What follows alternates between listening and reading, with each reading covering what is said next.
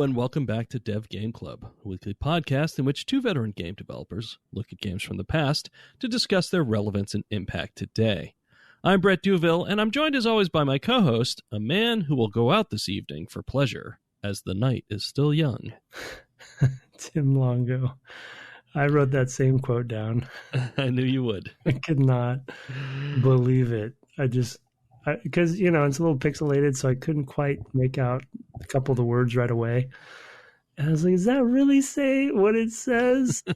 That's incredible. It is a strange thing. Yes, that's the text from the game over screen of Castlevania Symphony of the Night, a game which has a game over screen, and many other things that we'll discuss over the course of the next few weeks. We've decided to play this game in its entirety as well, and then we'll probably put Castlevania to bed for good as a series. I don't think we'll ever have cause to return to it.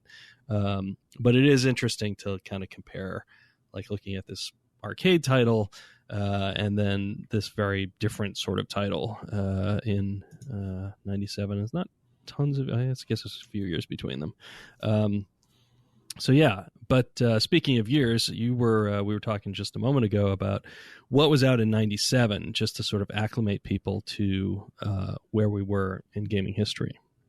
Yeah, we're not going to go into super detail on this because we're kind of just continuing the Castlevania series onward. But again, to set a little bit of context, the only game that we've played on the podcast so far that came out in 97 was Fallout 1.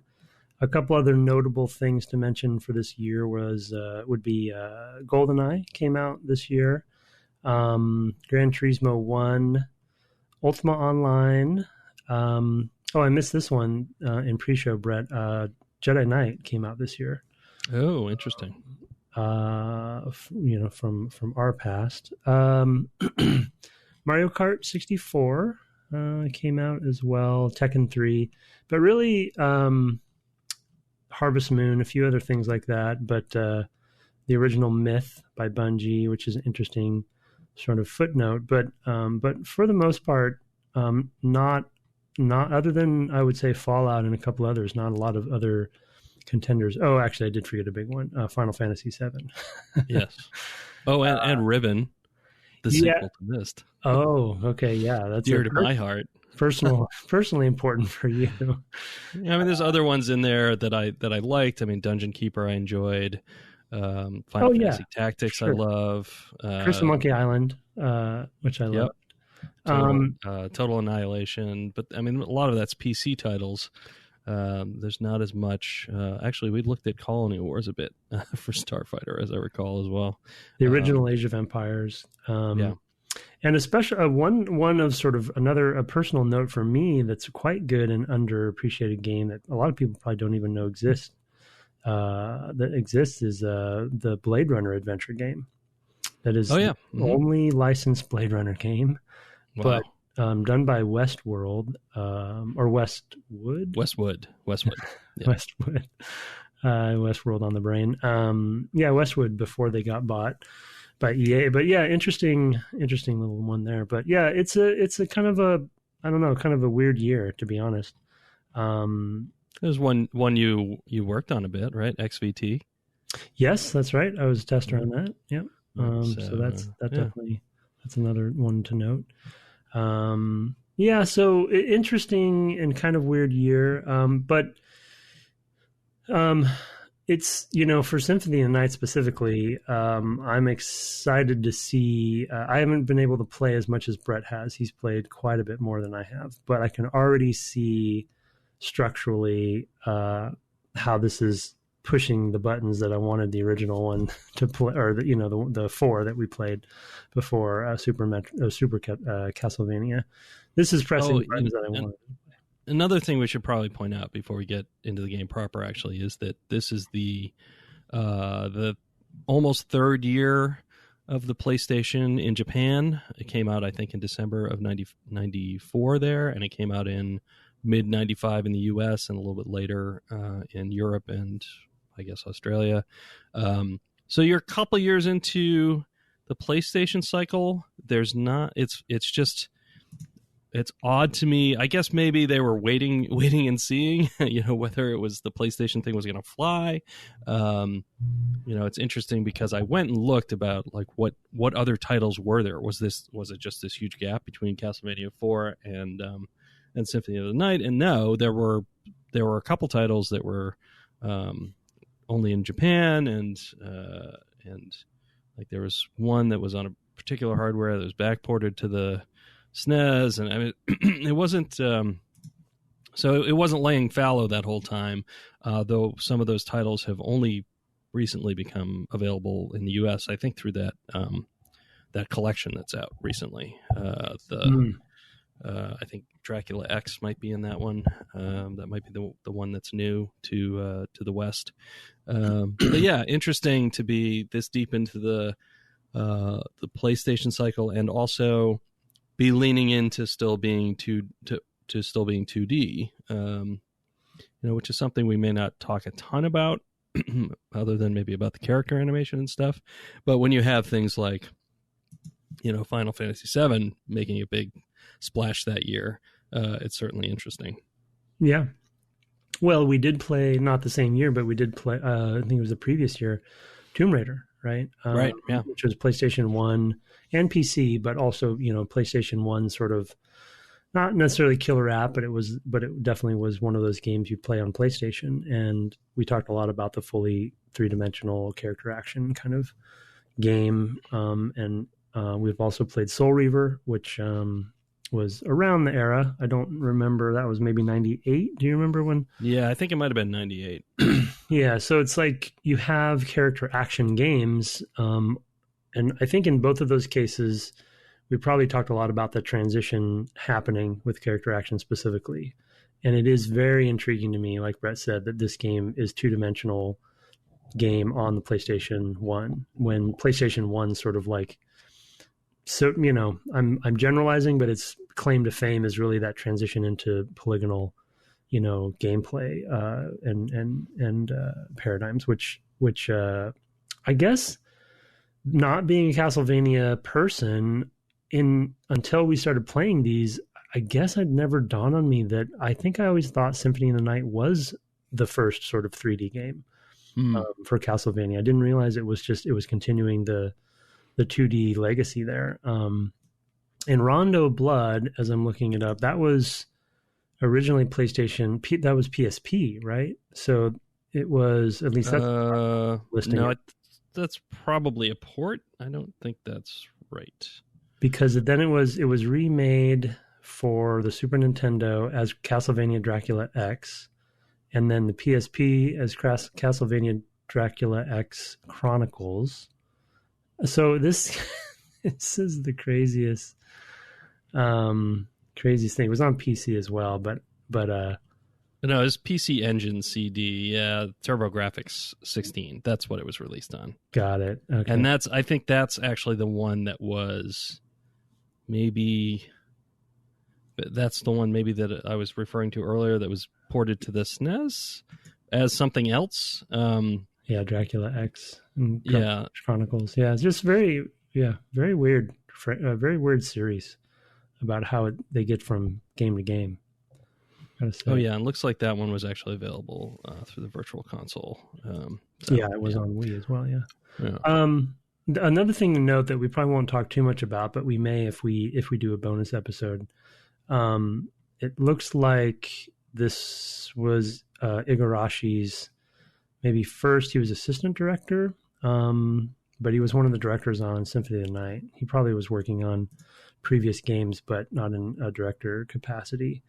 Or assistant director capacity. So he's, of course, ends up sort of becoming for a long time, the face of Castlevania before he left Konami. And then, of course, did the Kickstarter for Bloodstained, which has just recently come out for various consoles and is heralded as the spiritual successor to Symphony of the Night specifically. So he says. Yeah, for sure.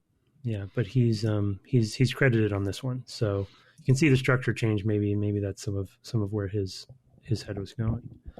Yeah, it could well be. I mean, and we can dive right into that structure. It is So Metroid, Yeah. down to like the map having basically the same colors as far as I can tell. Maybe slightly different, I guess, but the same type of coloring in terms of like what's reddish and what's bluish, in terms of the space and things like that. Also still lacking the markers to tell you where there are doors and things that you couldn't go through, which was a thing that we mentioned in Super Metroid. But yeah, it has that Super Metroid structure. Run around, get to places that you can't get through, go fight something, get a power, and be able to go through it. This one has a lot more powers. It's kind of Some of the relics. Yeah, the relics. Yeah, there's so many. Mm-hmm. I looked at that. And I was like, whoa, hold on. How many? I don't need all of these, do I? Like, Yeah. I'm a little worried about that, because that will definitely make for a long game. I'm sure they're not all required, Right. because some of the ones I've found already have been kind of optional, like one to show the health bar of the enemy, one that shows the name of the enemy. So Yeah. things like that are even relics. But that's quite a thing. Yeah. What you jumped in. What were your immediate thoughts on the sort of structure of this thing? Well, like I was saying up top, I was excited that it's starting to press all my Metroidvania buttons, Metroid specifically, and structurally, because I love that sense of action-oriented gameplay combined with some of the exploration. So, because I've admitted on the podcast, I'm somewhat of a completionist to a fault, and I don't think I'll do it while we play this game in particular, but I can see those sort of hairs in the back of my neck standing up on, an area That's where the hair is. Okay, yeah, it all migrated to the back of my neck. Good. Yeah, that's why I found on the top. Yeah, there's a lot of hair there on the back of my Anyway, yeah, so I see that map, and you see an uncovered area, or a covered area rather, and I want to go back and try to see if I can go figure out what to do and how to get to it, because I can't leave no stone unturned, so to speak.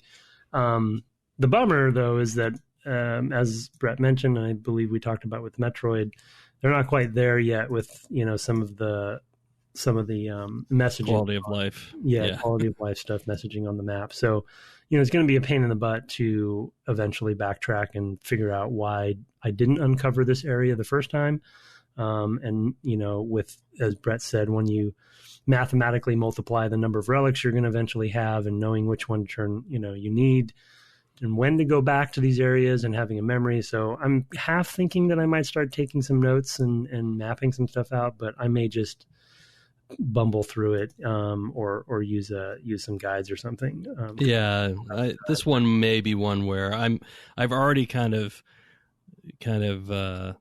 thought to myself, oh man, I really should have been diagramming this stuff and just putting little indicators on the map to be like, oh, blue door here, I know that's a thing. Oh, a door that you need to be missed to go through here, whatever else, and like some shafts that I like, oh, at some point I'll be able to jump up these.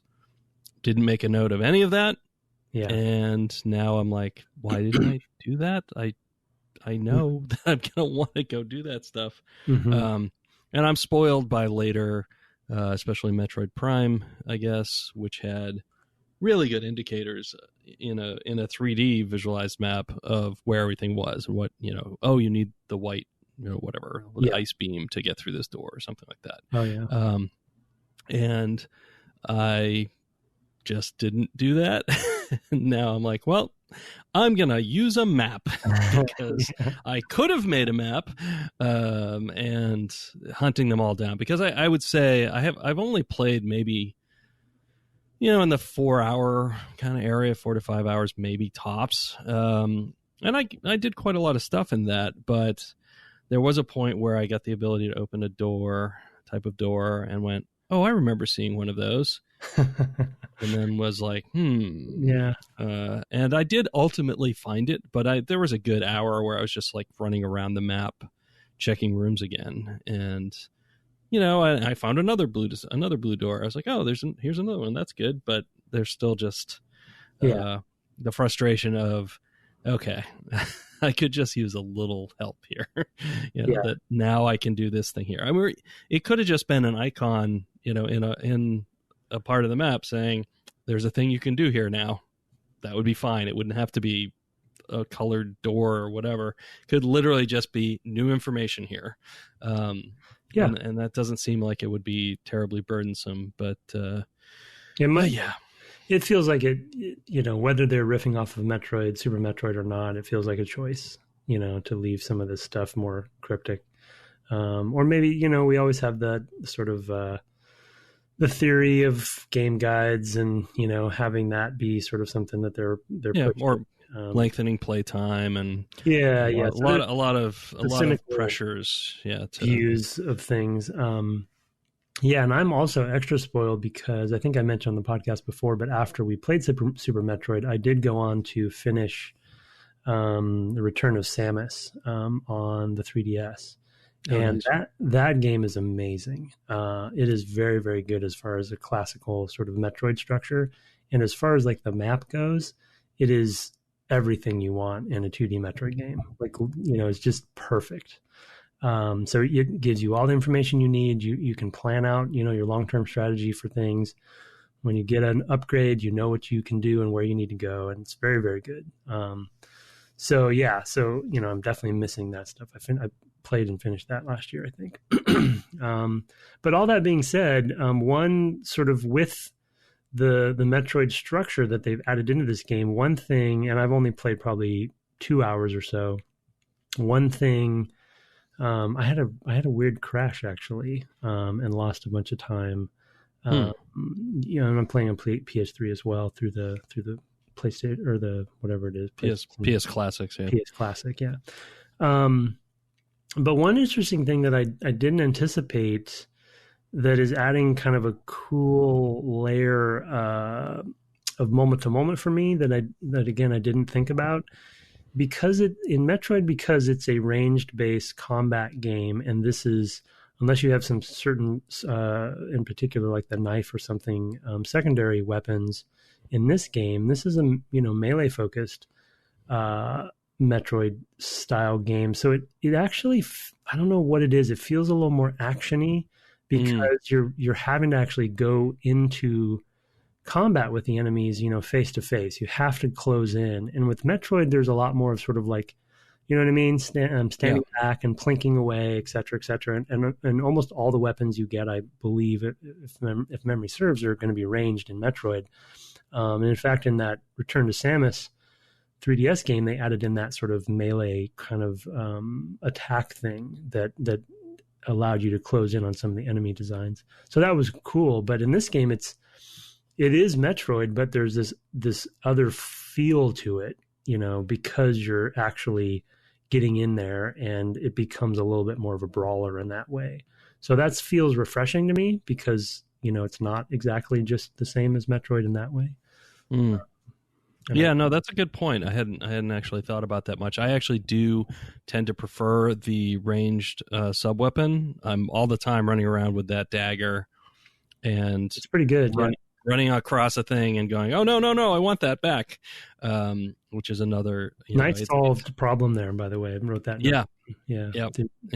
Nice approach to deal with that issue. And one of the things with Super Castlevania 4 is you end up getting the new subweapon. You have no choice in that matter if you uncover it.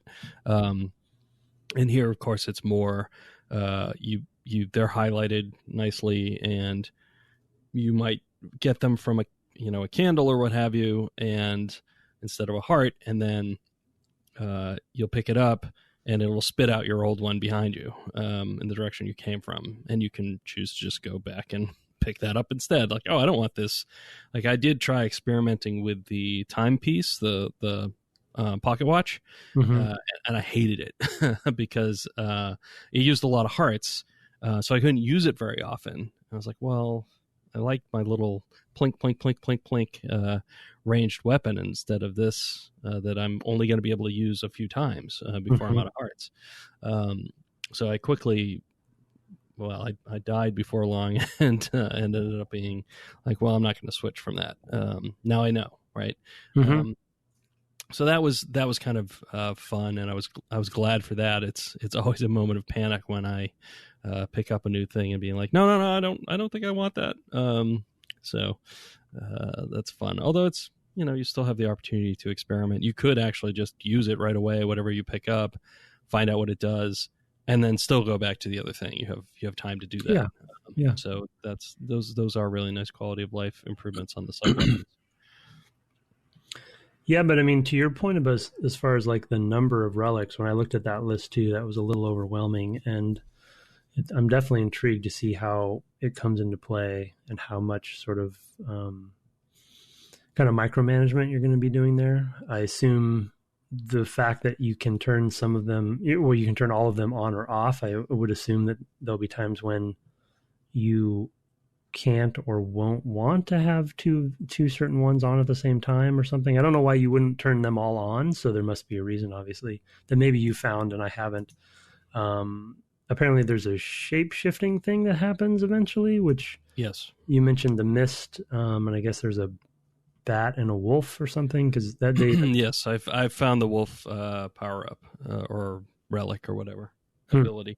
So what is it? Is it that you can't have both of those on at the same time, or no? No, it's on a button, so you can change to them. Yes, on your own, at any point. I don't know why you wouldn't do it. Why you wouldn't have that available to you? Because you're not going to, turn into a wolf or vespertilionize, which is changing into a bat. You look that one up, kids. You're not going to turn into a mist wolf? Not going to turn into a mist wolf, as far as I know. Darn it. So I know, wouldn't that be cool? Yeah. So it is a little hard to envision, but then I couldn't figure out why you do it in Metroid either until you got into that room where to make a particular jump you had to turn off the boots. So maybe there are puzzle reasons you might, or just navigation reasons that you might. Yeah.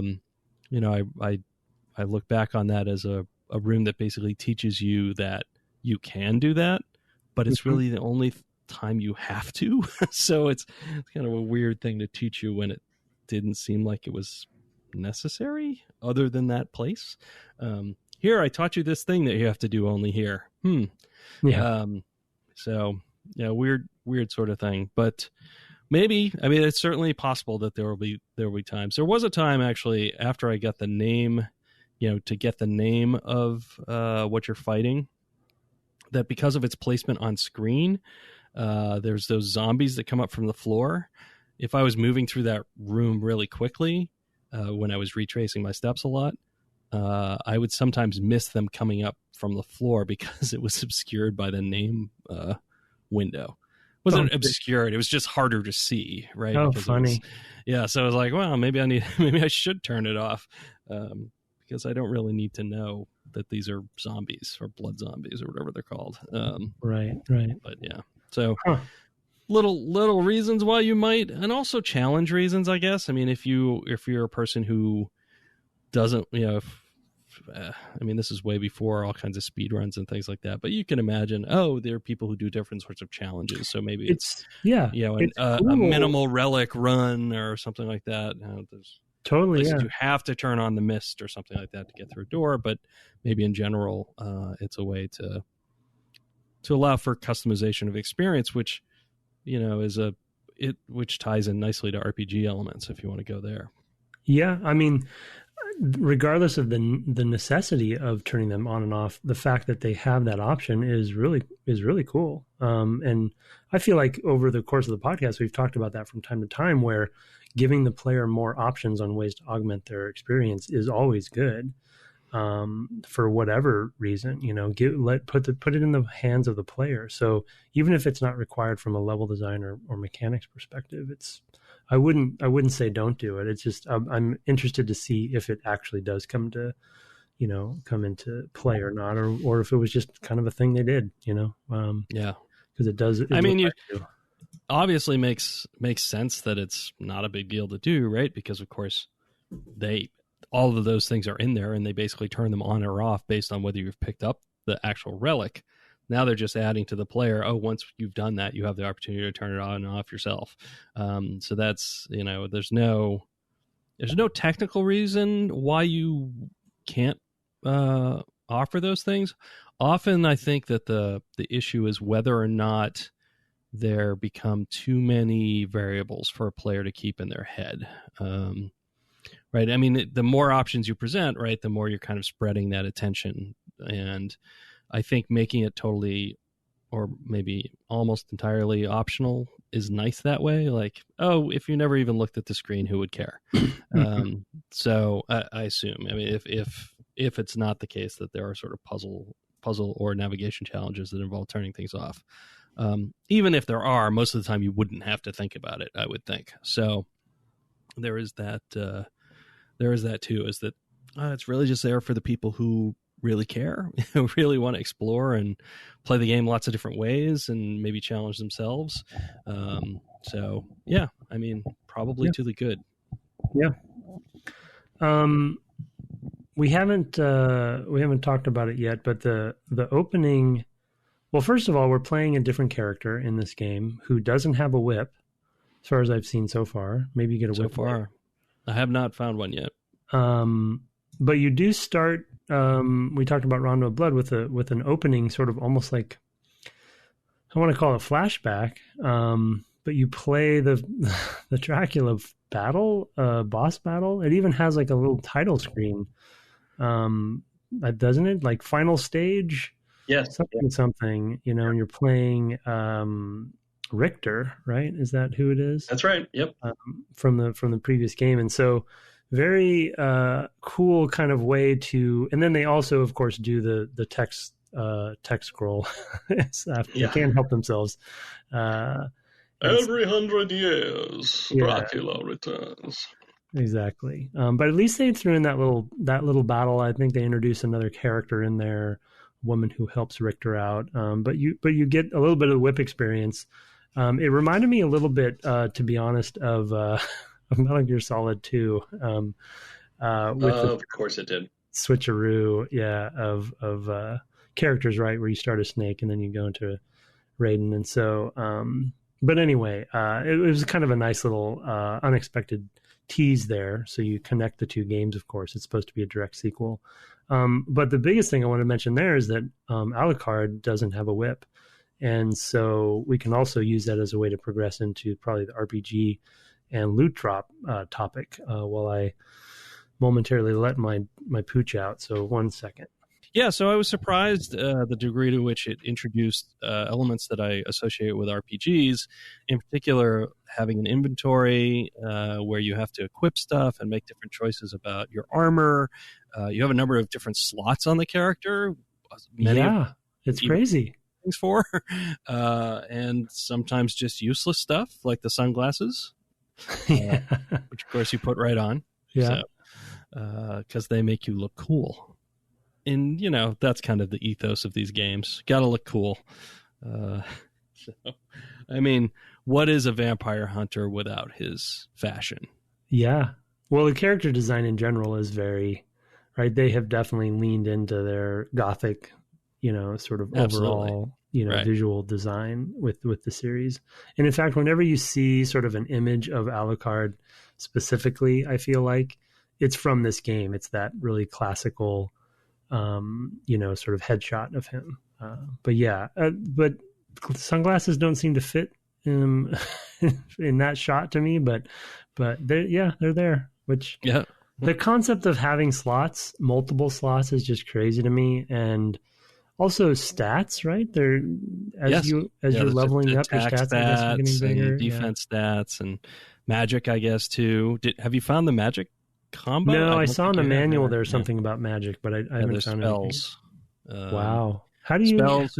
So you buy the spells. Well, the spell I bought from the librarian, who you'll find. Holy cow, that's so dead. Oh man, dead. So you also can buy stuff, right? You can go and spend the money you've been picking up from the loot drops on that, and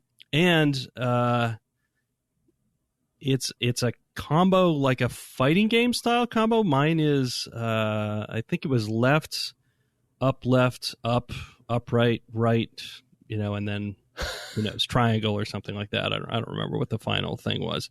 To cast the spell that puts you in a particular state where you take healing from damaging creatures that bleed. So you turn blood into life, basically. Other people's blood. Was that combo you just said true? Is that really how elaborate it is? Yes, I think so. I think it's a 6-button combo. That is crazy. Yeah. Holy cow. So I haven't used that yet. I did it once just to see what would happen. And you get sort of an outline effect or something like that to indicate that you're in that state. And presumably at that point, if I had found something to kill that bled, I would have gotten health back. Interesting. Yeah. Is it a one-time use or you have it all the time? No, you have it forever. And I don't know if it burns up hearts. I didn't take a note about that. Probably it does. There's probably something that it's using, and whether there's a magic resource on you that recharges or whether it's just hearts, I didn't notice. But yeah, it's pretty elaborate. Another, you're basically making choices that are like class choices at that point. Right. Do I want to be the character that can heal myself? Because, I guess in theory you could get everything, because every time you enter or leave a screen, you can pick up whatever money you found again, because the candles always come back. They always have the same stuff in them. So I think it's possible to imagine just constantly buying stuff, buying everything that's possibly available to you. So it would take quite a while, because some of the things that I saw in the list of things you could buy the first time you meet the librarian were pretty expensive. I think I had around 2,500 gold pieces, and that wasn't enough to buy quite a number of things. So could take quite a while. And I'd been playing for at least a couple hours at that point already. Yeah. Well, the concept of grinding at all, right? Both for drops, I guess, XP for your leveling up, and then also for cash. It's very interesting. And when you highlight an item that you've chosen, it's very Diablo-like, right? And that it shows you an up arrow or a down arrow, and whether or whether it's going to be a bonus. Lots of RPGs were doing that at the time, even. I think in Kingdom Hearts we talked about that too. But also there are levels. Yeah, right. You just you don't do anything. The levels just kind of automatically upgrade your health and your stats, right? Yeah, I think just your health. Maybe something else in the layout that I didn't notice. Maybe there's a strength or something like that I didn't pay attention to. Because the thing, when it actually happens, what you see is your health goes up. Usually only 2-3 points or something like that. So it's not like these are huge in that regard. And I don't think you recover any as a result. It's not like you get set back to maximum health or anything like that. I think you just get the difference between what your old cap was and your new cap. Yeah. I think it looked like maybe your maximum number of hearts that you can have also upgrades. It does upgrade. I don't know if it's from that or something else, because I have had pickups that grow it, but it might also be that. It might be both. Yeah, I haven't found any pickups, but I definitely can carry more hearts than I did. Yeah, okay. So then that's also a level factor as well then. Yeah. So yeah. I've definitely, as soon, you obviously you level up to level 2 pretty quickly in the game, and as soon as that happened, I was blown away. I was just like, what is this? What's happening? But because we set a little bit of context for the time, the year that this game came out, I guess you can see why they would start adding some of this stuff in, right? We talk often about the merging of genres, and specifically how the RPGification of so many games across the industry over many, many years. It's interesting to see. I don't know if this was the one where they started doing this, or Rondo of Blood, or one of the previous games, but it makes sense that they would start doing this with a game like this. And it does, although it's very early in that curve, I think. Probably not the first by any means, but I'm hard pressed to think of lots of games earlier than this that are doing this that weren't RPGs. It's extremely common to add them to the point where we're not even really calling them RPG mechanics anymore, because often they're not really. And maybe it's unfair to really call them that here either. Although I think there's more choices because of the sort of scarcity of resources possible to grind for it all, I suppose, but unlikely. So you are making real choices as opposed to progression mechanics, which normally you're just going to play long enough, maybe in the course of your main campaign to just get all the stuff. And it's really the order in which you're going to get them that's going to matter. Here, I think they're presenting stuff to you in a lot of different ways, including the sort of direct economy, some stuff you can find. There's just a lot going on as far as those elements go. Yeah, it's surprising and cool. It's neat to see there's you could say, another layer in there that differentiates it from Metroid, right? You do pick up quote unquote gear, so to speak, for your armor in Metroid, but it's really just the personification of the relic type thing, right? It's an upgrade. It's not so much you're picking up a cape, or a leather shield, or even choosing a two-handed weapon versus a one-handed weapon and a shield. Yep. That's an interesting combo even there, right? So you are making some interesting choices there that I just fully did not expect, and it's going to be cool to see how elaborate that gets over time. I'm very curious to see how that develops. I've obviously seen a lot more of that than you have, although so far it's been mostly weapons and armor that have become available to me, and so I can sort of see those other slots probably are like covers for your arms, covers for your legs, maybe a hat, or something, a helmet. Before death. Before death takes everything away from you, right? I went into my inventory to see, it has every slot's full. Yeah. And it's different kinds of armor and stuff. And you also pick up potions and some augmentations like that, right? That you can equip and use, like a health potion. And I have a lightning resist potion that I haven't used yet. An intelligent, I don't know what you use intelligence for, but, I use it to think. Oh, okay. Well, I haven't figured that one out yet, so I'm still working on it. But in the context of the game, though, what is intelligence as a stat needed for is kind of my question. But no idea. Maybe it improves spell durations, something like that. I don't know. Yeah. I don't know. And that's total guesswork. I don't think I found that potion. So. I don't remember where I found it, but it's an intelligent up potion. It gives you a temporary boost. So I'm afraid to use it now because I don't know why I need it, but I'll let you know. Maybe in the manual it says something, but yeah, interesting combination. It's definitely an intriguing game with all of these different things that they've thrown in and are experimenting with. So I'm excited to keep playing for sure because I want to see how they all come together. And of course, the exploration side of it with the world structure is just always gets me going. So that's going to be fun. I mean, why do you think that is for you? Why the structure is always so intriguing? Yeah. Why do those grab you so much? I think, the thing that I think I've talked about from time to time in various contexts and different genres we've played on the podcast, a lot of it for me has to do with the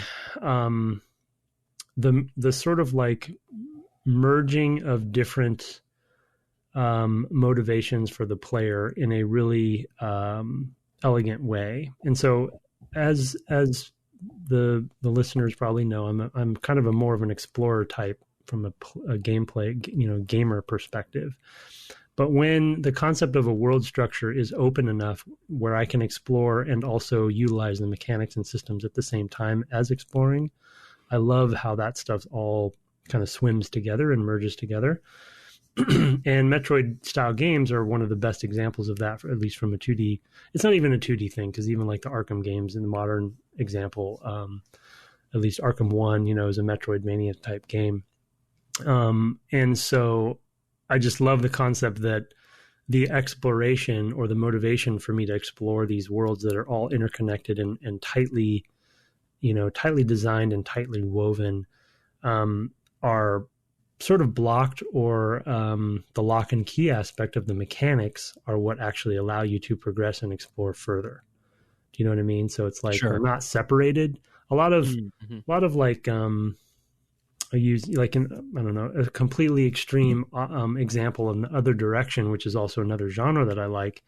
MMOs, there's a lot of grinding. There's still a lot of exploration, but when it comes to those sorts of, there's mechanical sort of gating or mechanical augmentations to your experience. They're not really there for the exploration, other than just leveling up and getting allowing yourself to be more powerful to go to harder places. But I just love when those, not to be super over analytical about it, but when the MDA aspect of it is all really tightly interwoven. I love that stuff. So I think that's why the Metroid stuff. Yeah, to contrast with then different sorts of open world games. I'm playing an Assassin's Creed at the moment, and yeah, you see that structure there where, as you point out, there's a lot of places you can go. You might be gated off from things by reasons of story. So you don't get the ship until you've done a certain amount of stuff. But then once you have the ship, you can go all kinds of places, and it might be effectively gated by difficulty, but none of that is sort of bound up in. You don't explore to go to here so that you can find a thing that'll let you go to this other place. You progress the story and stuff unlocks if you couldn't get to it, but even that is fairly rare in those games. It's normally just how much time do you want to spend sailing around or running around in different places and things like that. To take another sort of contrast. But I like that flavor too. So it's not I'm not putting that down because I'm quite enjoying it. I've played a number of Assassin's Creeds. So it's definitely a structure I enjoy as well, because give me a giant checklist, I'm perfectly happy. Yeah. And there are checklists upon checklists in those games.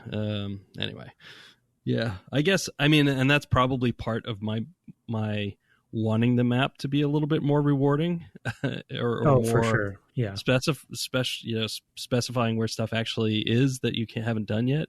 Is that I also just liked to be able to see it all and go check it off instead of having it nagging at the back of my brain. Oh, did I miss something? Did I miss something in that room? Which will as another completist is the sort of thing that drives me crazy as well. Yeah. I just love the concept that, when I am exploring an area and I see I assume, I don't know, I'm going to guess maybe we get a double jump or like a wall cling or a jump off of a wall ability down the road, and you see sort of a area you can't get to, that, and you assume you'll get something that'll allow you to get there later. That one just notion to me is just something that draws me in, and I love that combination, where I feel like I'm mechanically getting more and more, not even just powerful, but just more and more verbs. Right. And the world and the level design and the structure is actually all sort of, like I said, interwoven and designed around that, those additional verbs as you get them. I just love that design. I'm just kind of geeking out on it probably, and overthinking it, but yeah. No, that's a fair point. And one worth discussing because it's a pretty resilient type of game. It's been around for 30 years or whatever, and we're still making them, including its spiritual successor, but also you mentioned Dead Cells, either on the pod or in pre-show or both. And they just keep going, these sorts of games, and I've played quite a number as well. I mentioned Guacamelee last week or the week before. I'm certainly played there's one with that glitch aesthetic, the name of which I can't remember now, but yeah, I've played tons of these over the years. Well, and I think there, we classify certain entire games as Metroidvania or Metroid structure, and you just mentioned a few of the sort of really strong indie examples. But just like we were talking about with RPG, the RPGification of a lot of games across the whole industry for many years now, I think the Metroid structureification is also it happens from time to time. And like I said, I mentioned Arkham Asylum as one example that I think if you think Darksiders, yeah, exactly. If you think about it enough, I recognize that that's happening in those games.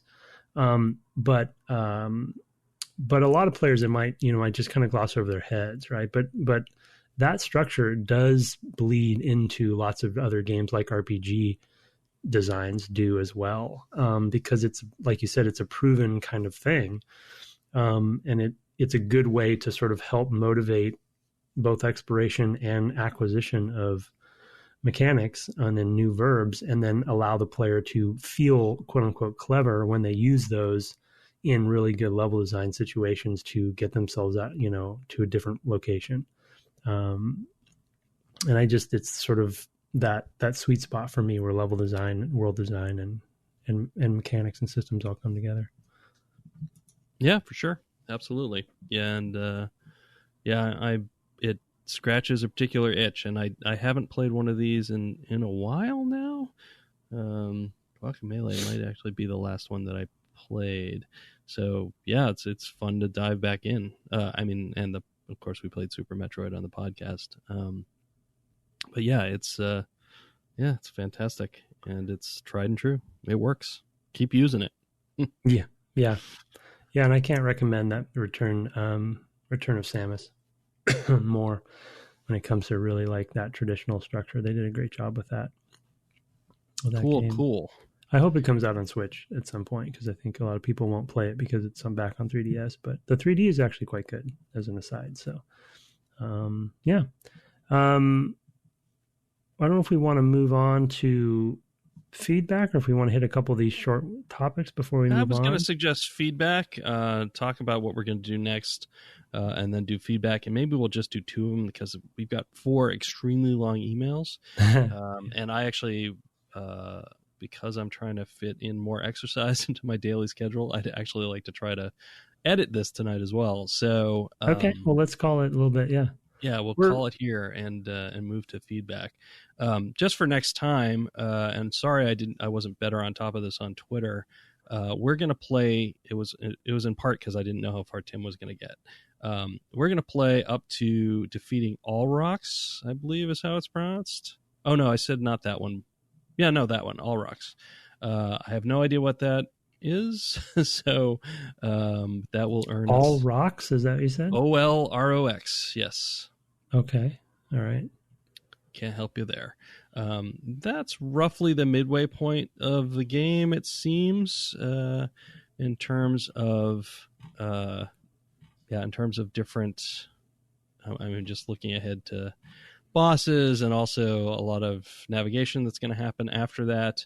I think that's probably a good place to get to, and then that'll set us up pretty well, because behind the scenes you're doing some traveling, I'm doing some traveling, so fitting in more is gonna depend on our ability to get through those over the.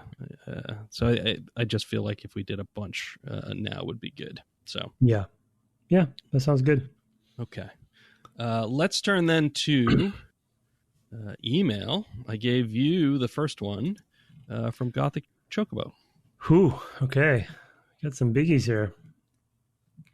All right, so the first one, the subject is "The pixel of my eye by any other name is just as sharp." Okay. From Gothic Chocobos, Brett said, "Hi, Brett and Tim. After listening to your latest episode, I had a few thoughts. After playing Castlevania Symphony of the Night, would you consider playing Bloodstained Ritual of the Night for an episode or 2? It's a Kickstarter-funded spiritual successor to Castlevania series, and I've heard some good things about it from some Castlevania fans. I feel like these crowdfunded spiritual successor games have been cropping up a few times fairly recently and have clearly got a large following. Ukulele, Banjo-Kazooie spiritual successor, was funded in 40 minutes to the tune of £175,000, roughly over $218,000, and raised 2,000 Oh, 2 million. 2 million. 2 million pounds. 2 million pounds, roughly $2.5 million. 2.5, yeah. And from 73,000 backers. Mighty Number 9, a Mega Man spiritual successor, funded in 2 days and finished at 3.8 million from 67,000 backers. Bloodstained was funded in 4 hours and raised 5.5 million from 64,000 backers. I feel like the main connection that these games have is that the license holders aren't making sequels to these games, and especially with Mega Man and Castlevania, the fans of the old titles feel snubbed by the license holders. All 3 of these Kickstarters had devs, producers from the original game series who took a risk on trying to give the fans what they want. In this current game climate of online multiplayer games galore, microtransactions, and interview quotes that basically say gamers don't know what they want and single-player games are dead, what are your thoughts on developers and producers leaving big companies to give their fans the games that they are asking for, and the popularity of spiritual successor games that companies don't provide? In the current talks around Pokemon Sword and Shield, I've heard that a lot of Pokemon fans are upset with the details that they have been given regarding the latest Pokemon game, mainly that Game Freak dropped popular features. If Game Freak, on a longtime Pokemon developer producer split from Game Freak, was to crowdsource a Pokemon-like game that promised to give the fans what they wanted, it would be a guaranteed hit. So why the reluctance from the license holders to give the fans a game that they are asking for? Okay, let's pause there. Yeah. That's a lot to swallow. Yeah, it's a big topic. It's a huge topic. There's a million different things going on there. One is, I think that, you'll never go wrong with playing into gamer nostalgia. I feel like, that feels like a fairly proven success story, at least in terms of Kickstarter. Getting a number of people to throw in, it looks like the averages here are the sort of $50 to $100 average, which is quite high, right? I mean, people are paying more than they would probably pay for a new game. I'd have to go do the math on all of these. Some are more generous than others as far as that goes. And often they're giving away some access to the game in some different way, or some other thing that they're paying in. You get a free special physical version, or who knows? I don't even know. I have no idea what the Kickstarter rewards were for these things. I'm just sure that they had them. Anyway, that has proven for quite a number of years to be a way, at least to the gamer wallet, because it's really easy to imagine that game in your head, what that game is going to be. It's not always as easy to pull it off. So, especially with those kinds of budgets, because that sounds like a ton of money, and it is to some sense. But when you're supporting a team of, 30 people, that $3 million is gone in a year, if you're lucky. So it's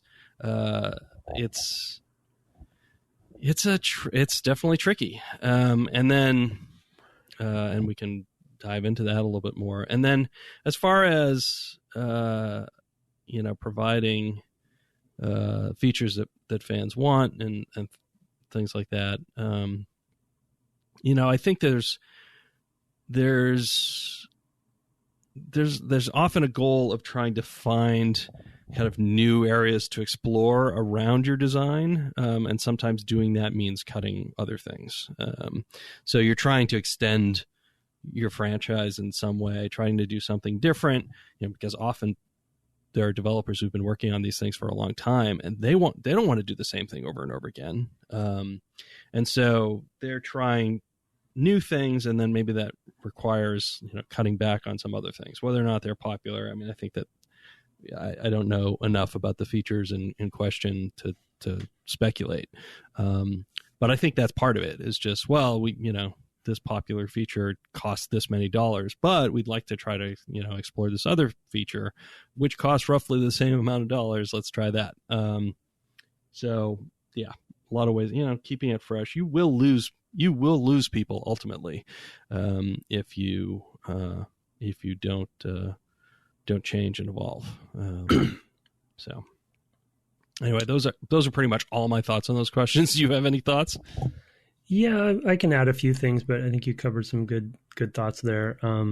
Working from the bottom up, I would say, when he kind of brought up the Pokemon example, if somebody from Game Freak were to break off and build that sort of traditional quote unquote Pokemon game, it might do well from a funding perspective. I think the thing to remember, as Brett covered, is that Pokemon's an interesting example because the evolution seems to have been very slow over time. But that X feature that Gothic Chocobo is mentioning that fans might be upset is not in Sword and Shield, or something that is in there that wasn't in the games before. But that pet feature that might be popular, that wasn't probably an innovation that was added into a previous game a few games ago. It probably wasn't even in Blue and Red. And so there was a chance that they took in that original, say it was like halfway through the series, the franchise's history, that they added in X feature. And it ended up doing really well. And so that became sort of in the sort of lexicon of Pokemon as something that every Pokemon game needs. But it wasn't potentially in there from the beginning. And I don't know, one guess I would have, maybe, that I haven't looked to see what the Up in Arms people are talking about, but the way that you acquire Pokemon in the new one is similar to Pokemon Let's Go, where they're running around in the world. So I can see maybe people being upset about that. And that was in the original, so it isn't a good example for my point. But my point is really that features that people have grown to love probably were risks that developers took at some point along the series history that panned out and ended up being beloved by the population.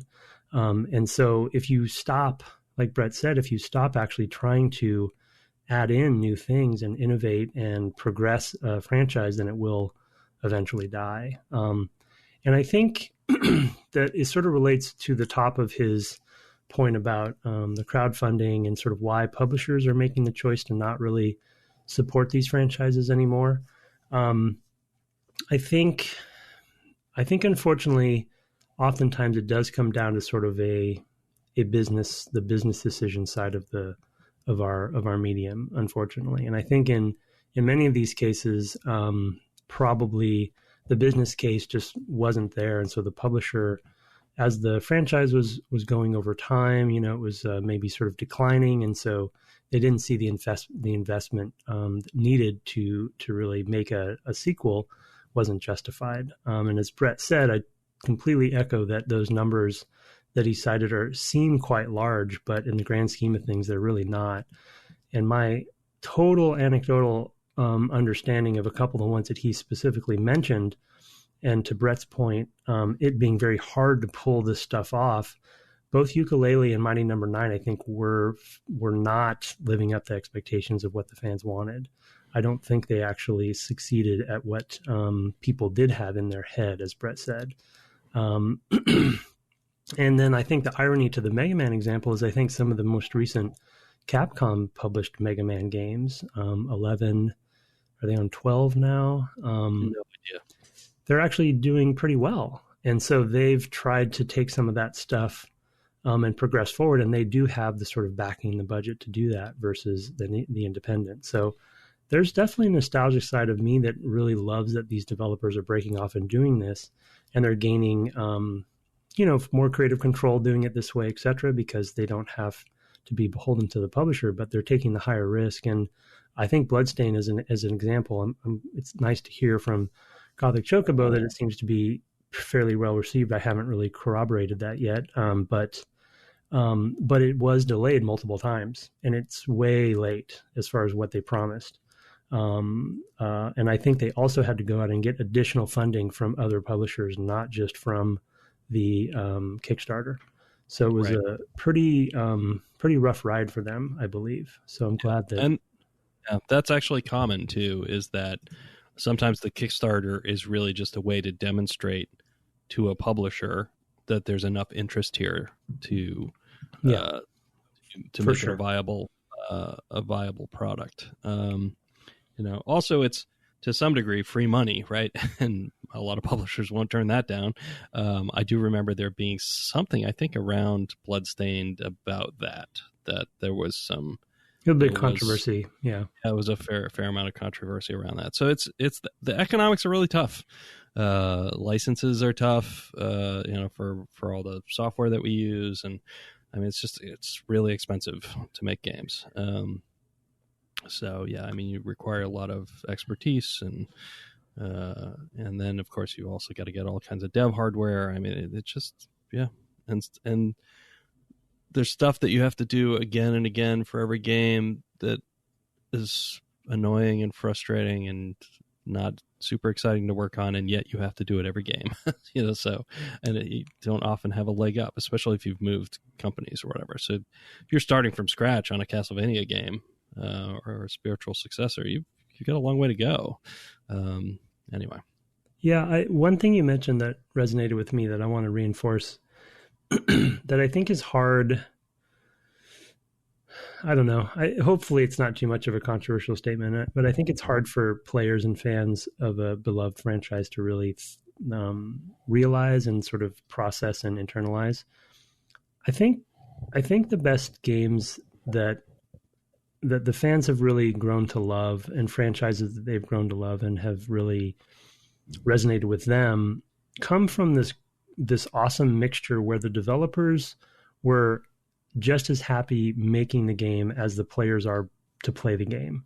And you want to try, in my opinion, to always find that sweet spot where there's a drive to do something fresh, but maybe something familiar at the same time. As Brett was saying, you want to add in some special sauce, some special new sauce in there, but you want the developers to also be excited about what they're doing if you can.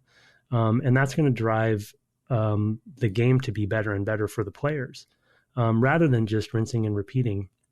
And though that doesn't necessarily accomplish the goal that he's saying, as far as like that nostalgic, give me another one of those, give me another Symphony of the Night. I just want that exact game again. It may not be as interesting to the developers to build it. And so you actually want that mixture to be, more balanced, I think, for the game to actually be better, if that makes sense. But it's just not something you necessarily think about because it's a product, right? You don't really get to discuss it with the developers. You don't get to be there through their process. You don't know how happy or unhappy they are to make what they're making. And so I think that drive is really important to have that mixture. So it's not just a rinse and repeat. Yeah.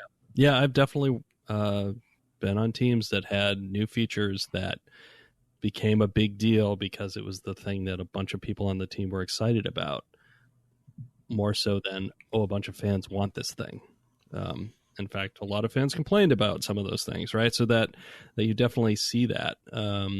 Sometimes that pays off really, really well. And sometimes it doesn't really connect with fans, but people had a lot of fun working on it. And there's value in that too, like Tim points out. So anyway. Yeah, you want both if you can. Ideally, you get both. But it's hard to predict the player response, I think. So. For sure. Yeah, it's very tricky. Trust me on stuff I've worked on. Yeah. You want me to continue? Yes, continue. I think at this rate, we might get one. We're already at over an hour. Yeah. Okay. Also, he goes on. Also, Tim mentioned trying to play old games on the original hardware, but misses some of the modern features such as save states. How do both of you feel about clone consoles such as the FPGA consoles that Analog are putting out, or the software emulation consoles that Hyperkin are producing? The FPGA consoles are designed to emulate the hardware and will run the games as if it was an original hardware, with the added benefit of being able to output the game at modern resolutions with sharp pixels. There we go. There's the sharp pixels part. Yeah. Or filters, depending on your preference. The software emulation consoles like the Retron systems can't guarantee 100% compatibility and may add in some new bugs, but allow you to play your old games on more modern hardware. Both of these have the added benefit of being able to update or load homebrew firmware that could add in features not present in the original hardware or fix issues in some games. One bug was noted in the new Ultra Retron that will be the first clone console that will play N64 games, where in Super Mario Kart 64, the Jumbotron on one of the tracks does not show the correct image because it's not possible to emulate the frame buffer on such budget-friendly hardware. While my personal preference is the FPGA solutions, I understand that they are more expensive and would be considered more of a luxury item when you could pick up most original hardware for cheap if buying second hand or software-based emulation consoles were relatively cheap. Finally, well, let's address that one. What's that? Let's address that whole chunk. Yeah, you want to do that first? Yeah. So first of all, FPGA, I believe, is field programmable gate array. I think that's right, which basically means hardware that is pretty flexible in terms of reprogramming it. It's sort of like an analogy would be like EEPROM or something like that. Technically read-only memory, but possible to rewrite in certain circumstances. So that's what that acronym stands for. It's basically a flexible kind of chip that can, because you can sort of structure how it actually works after it's been manufactured, gives you a lot of flexibility. That's why they're so expensive, or relatively expensive. They can probably emulate hardware better in a lot of cases. I still think that emulating hardware is a hard problem. We actually have a separate email that we probably won't get to that talks about, oh, hey, this game had special hardware on the chip, or rather in the cartridge, that extended the capabilities of the machine, which is also a thing that happens with cartridge-based stuff. So adding all that stuff in with stuff that probably never saw official documentation of any kind makes it even harder to do some of these things. Anyway. Go ahead. I'm generally in favor of these. I have to admit, I don't have any of these, these hardware devices, and I'm not that educated on it. But I will say, because I listen pretty rapidly to Giant Bomb, Jeff Gerstmann, I think, is a good example of someone who does keep up on this stuff, and it's really fascinating to listen to him talk about all of the stuff coming out. And they have some guests on sometimes that go even deeper, who are even more knowledgeable than Jeff. And if he sort of famously has a huge video game collection just over his career, at his house, where he has all the original cartridges and all this sort of stuff. And hearing him talk about fooling around with this sort of fancy hardware, and even getting down to what display you're using, and finding some old CRTs and those sorts of things. I think these are great. And I love that it's really just giving, it's almost like ultra hobbyists, right? Options on how to interface with their collection, you know what I mean? And hopefully everyone's ideally always doing it as legally as possible, that with that caveat in there. And like I said, Jeff has pretty much all of most of the games out there, so he uses it in that way. But it's really cool to have them talk about sort of almost like Brett sort of alludes to, there's almost like a puzzle in creating these hardware, it seems like, where there's these very few experts out there who are, electrical engineers who are sort of deconstructing how to build these things. And I think because I've always been a hobby kind of person throughout my life, I just love hearing people really obsess about this stuff. So I think they're great. And I hope that they definitely, the fact that some of them are as expensive as it sounds like they are is even cooler to me, because again, if it's your thing, it's your thing. Like, people will spend money on it. And I think it's worth it, because these just seeing pictures of some of this stuff, they're really high quality and really well designed. And they seem to really love, they love what they're doing, because they love the sort of the history of video games. And I think it's cool that they're, giving these new options. And I think for me, when I hear Jeff talk about this stuff on Giant Bomb, there have been moments when I thought to myself, for the podcast, maybe I should get one of these. Will it make my life easier when, to try to play sort of older games on these kind of in a one-stop shop? But like Gothic said, for the most part, I could just go to Pink Gorilla and buy the original console, and it's just as easy. So that's what I'm opting to do in my case. Yeah, I mean, for my part, I'm not really interested in any of these for myself. I mean, I have plenty of games to play on hardware that I already own. I mean, plenty of games. The number of times I've said, "Oh yeah," and that's still in the shrink wrap on the show. Probably a good 10th of what I actually own, and that's not even touching my PC, Steam library or something like that, nor my GOG library at this point. So I've got plenty of games to play in it, and so I don't really need more. However, that said, I think it's really valuable for these things from a history standpoint. Often companies are really poor at keeping on top of their games. They're not preserving, and it can be very hard to find some obscure game that's turns out to have been really kind of important historically because it influenced some person and what have you. And I'm glad that there are people out there doing that work. For example, one of the things that I think about with regards to film is that something like 90% of cinema before 1930 or something like that is gone. It's just gone. There aren't. I was going to use the same example. Copies left. All of that is lost. We have no idea what's gone, right? I mean, that's where we are.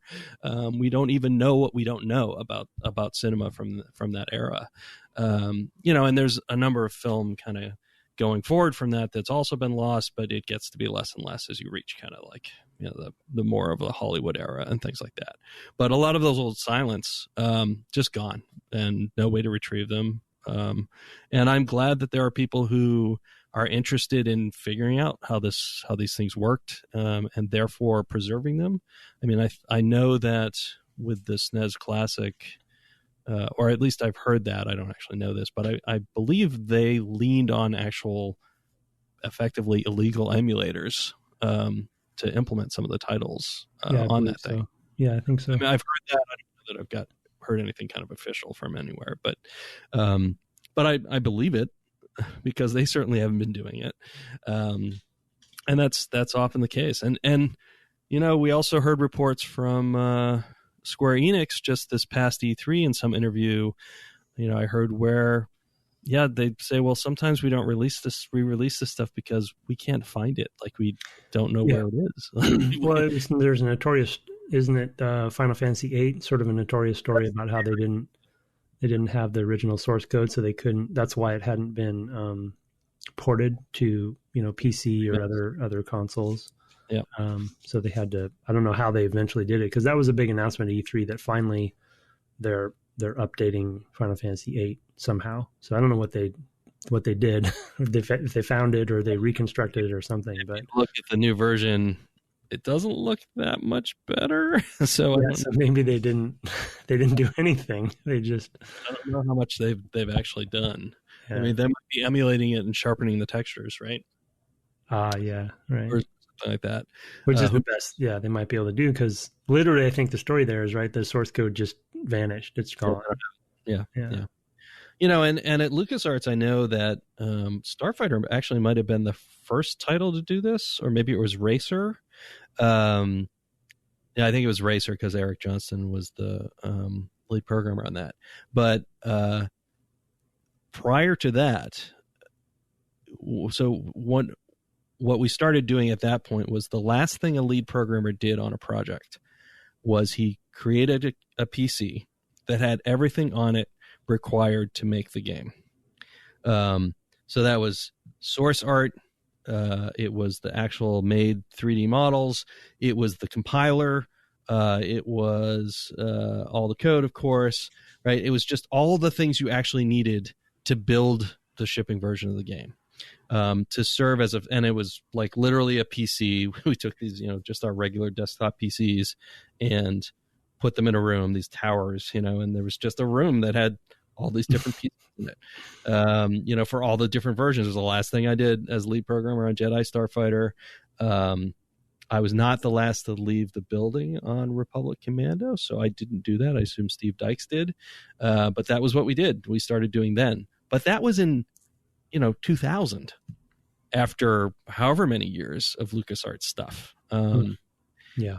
And a lot of stuff was available and was on archives of different types and tape and what have you. But I can just imagine that a lot of that stuff got lost. It's just another company that, sort of decided too late that, we might want to hold on to this stuff.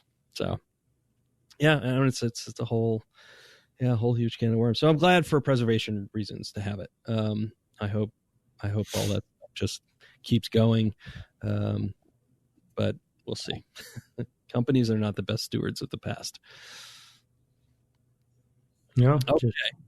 Last paragraph, and then I think we're done because it's we're a ways into this, and it's we got some big ones too. 3 more big ones, right? So we'll do them next time. Yep, we'll keep spreading them out. Yep. So final paragraph. Finally, I sent this to you on Twitter, but it didn't come up in the episode.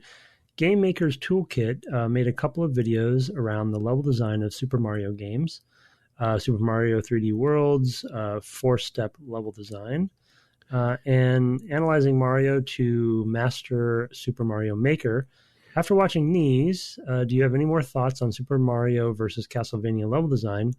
Also, he has a video about the world design of Castlevania Symphony of the Night, which is called The World Design in Castlevania Symphony of the Night. However, as it is part of his Boss Key series, I don't recommend watching it until after you've finished playing Castlevania Symphony of the Night, as it contains spoilers.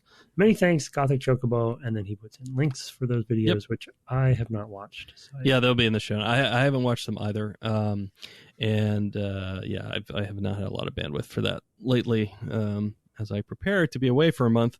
And also have been busy with work and numerous other things. So I have not had a lot of extra time for other stuff. I have, I believe, seen maybe Super Mario 3D World's 4-step level design in the past. I remember watching that a bit of a ways back, or at least something he did about Mario's level design. I do generally recommend that series, Game Maker's Toolkit. They're really good deep dives. They're by... I believe his name is Mark Brown. He's a Brit. And they're really pretty fantastic discussions of different sorts of things. Sometimes things of games that I've played and loved and had no idea what it was doing. So worth checking out. I can't actually comment to this either. As far as Super Mario versus Castlevania's level design, I do think that might have been where I picked up the idea about how Mario sort of iterates more slowly and sort of combines elements a little bit more slowly as opposed to Castlevania, and what I was seeing in Castlevania. I think that insight might not have been mine now that I'm thinking about it now, because I know I did watch something about Mario from him. So I do think that's possibly where I kind of picked up that idea, or at least what made me recognize it about those games. So that might be where that actually came from and why I had that insight, but I have nothing fresh on it. So yeah, I'm intrigued by that comparison. So I'll try to set some time aside to watch those for sure. For sure. All right. Well, thanks, Gothic, and apologies to the Second Quest, Scott and Jamie. We will be incorporating yours over the next couple weeks. We are still going to be playing Castlevania, so they will still be topical. And Jamie's is he wrote before about his ongoing adventures with his sons playing Pokemon games. So sweet. He hasn't. So we will get to that as well. Awesome. The next couple weeks. In any case, thank you for sending those along to devgameclub@gmail.com. I'm going to wrap this up quick because I'm actually now exhausted and have to go to bed. We gotta go. You can find the podcast on the web at devgameclub.com and on Twitter at devgameclub, where you can also find my co-host At Tim Longo Jr. with the JR at the end. While I'm not on Twitter much these days, I do watch the Dev Game Club Twitter, and you can find me streaming most nights at twitch.tv/Brett Duville, no underscore. Thanks so much for joining us, and good night. Good night.